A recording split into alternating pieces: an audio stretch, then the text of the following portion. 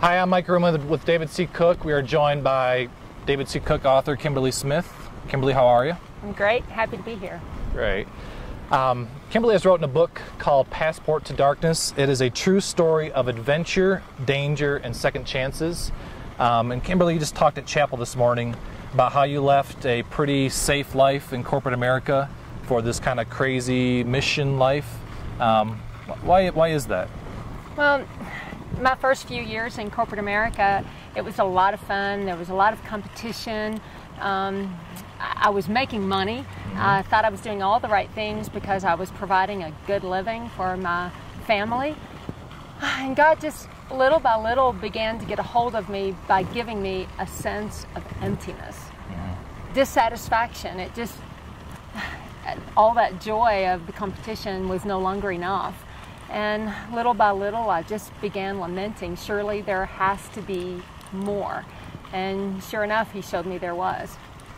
So you started this Make Way Partners, your nonprofit, and you're mostly known for your work in Darfur, but where else are you guys doing work? My husband and I co-founded Make Way Partners, and it's a mission agency designed to specifically prevent and combat human trafficking. And so we go to those places that women and children are the most vulnerable to the slave trade. And the second criteria is where no one else seems to be doing anything about it. In other words, little to no other options for the women and children who are so vulnerable. So that takes us to usually war zones or lawless lands or places where the government is complicit in the problem. So that means places like Darfur, Sudan. That's the first place that we really got vested. We have an orphanage there, the only orphanage to protect children from the slave raiders, of 500 orphans. We're building a network around Sudan, and now we're building one near the border of Uganda because the LRA comes across the border there and takes the children at will, especially orphans. That's who's so vulnerable. Wow. We're also in the Congo for the exact same reason. And then Eastern Europe. Eastern Europe is a real hotbed. Most people associate the slave trade with Southeast Asia.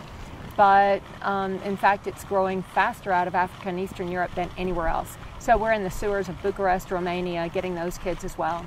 Wow. Your book is filled with stories with your work.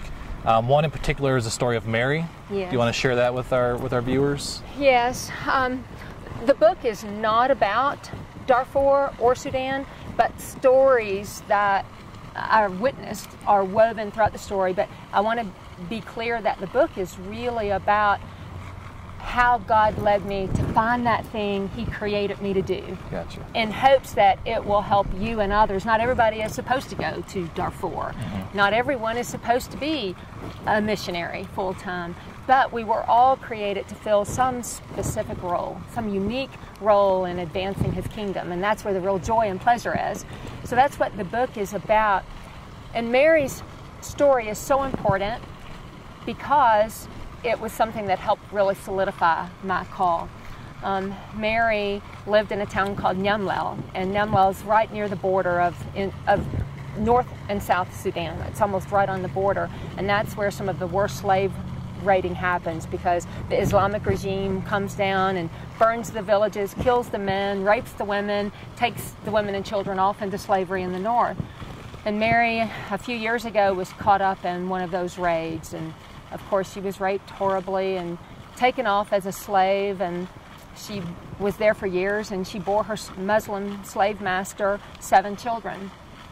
And Mary never complained. He would beat her and try to make her worship Allah, and she never would. And when I asked Mary why didn't she, the only answer she would ever give me is because Allah's not God. Wow. Why would I worship Him? So her testimony was great, but the way that I met Mary was one night after serving for years as a sex slave in the north of Sudan. Her oldest daughter was turning 10 years old, about 10 years old. No one there knows how old they are, but she was about 10 years old. And the Arab man's wife, another wife, came to Mary and said, told Mary that my husband is going to sell your daughter tomorrow. He's made arrangements, and he's going to sell your daughter because she will bring him a lot of money because she's a 10-year-old virgin, and it's time for her to go and be a wife to someone else. Yeah. And although Mary had endured all the slavery and all the rapes for all these years, without complaining and with humility and just crying out to the Lord. When she learned what was going to happen to her daughter, it just sent her over the edge. And so that night, in the middle of the night, she escaped. She had normally slept in a barn with her children, but that night she took her daughter and all of her children and ran out into the desert to try to get away from him. She knew enough to know that her older children had a better chance of survival than the younger ones, and so she kept the 10-year-old daughter and a nursing baby and a toddler, 2 or 3 years old, with her, and she sent her 3 older boys off to run faster, where maybe they could get away. She was on foot running all night long, and the next morning when her slave master woke up, he didn't smell her cooking the chai. Normally she already had a fire going and cooking chai, so he was immediately angry, and he went out to punish her, thinking she had just overslept, but she wasn't in the barn, she was gone, and he knew she had run away. He had a horse, and so he mounted his horse and took off and was able to catch her very soon. Mary huddled, this is out in the desert, but Mary was huddling in a bush with her children, and the slave master, he rides around and around the bush, and he's firing his gun into the bush and into the air. But Mary says in the end he decided that it was too easy to just kill her. She wouldn't suffer. So instead he decided to set the bush on fire and burn her alive. And so with her 10-year-old daughter, her nursing infant, and the toddler, he set the bush on fire with Mary in there. And then he rode off thinking that he had killed them and everything would be okay. Well, once he left, Mary crawled out of the bush and tried to drag her children out, but by then her 10-year-old daughter had already died. She did pull out her toddler and her infant, but Mary passed out. She was burned so severely.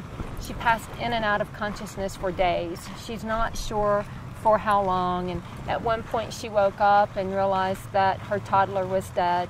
At another point, she'd been laying on top of her infant, and at another point, she realized her infant had died. And so Mary's just laying there, burned miserably. Well, her sons that she had sent off in another direction found some Dinka men from the tribe that they were from and begged them to come and help them find their mother, and they did. And they found Mary and brought her back to a village about a day's journey from Nemlau. Mary was so severely burned, though, her face, all down her chest and her arms and down her back, that she couldn't, the skin was starting to just set, and she couldn't move her arms, and of course they were open, terrible burns, and so she was in severe pain, and the men didn't know what to do. They found some penicillin. There aren't clinics, but they did have some penicillin from a UN drop, and they gave her that. It helped her from becoming too infected, and several months passed by until one day Mary was walking down the road and her arms had just formed like this. She could not move them, and it was very difficult for her to even go out and fetch water. And so her oldest son, Matthew, was walking with her. And Matthew heard these 2 men talking and saying, "Oh, that woman, she should go get help from the Christians in Namlau," because they had heard about us saving a baby. His name's baby Elijah, and they had heard about us saving this baby.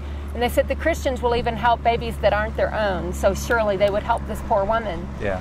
Matthew got excited, and he brought Mary to us, and Mary is just such a joy. It hurt so much to see her in such pain and to hear her story, but we were able to get Mary medevaced to Kenya to a great missionary doctor, Dr. Dick Bransford in Kajabi, Kenya, and he did surgery on Mary, and now Mary has about 90% mobility back in her arms. But Mary makes crosses, and I meant to wear one today, and in a rush I forgot it, but Mary makes the coolest crosses, and we just call them Mary's crosses, and we sell them on our website. And Mary and many other former sex slaves who just now have a safe haven working with our orphans near the border of Darfur. They make these, and when you buy them online, all of the proceeds go to help take care of these widows. Very cool. What's the website address? It's makewaypartners.org, just makewaypartners.org. Cool. So that's kind of a crazy story, but I can't wait to read the rest of them in the book there. It releases January 1st, 2011. Be sure to go out and get the book. And just, Kimberly, thanks for... but you can do pre-orders starting in late August, right? Pre-orders starting now. So yeah, thanks for coming in and sharing your story. And thanks for all the work you're doing and just inspiring me to go out there and do more too.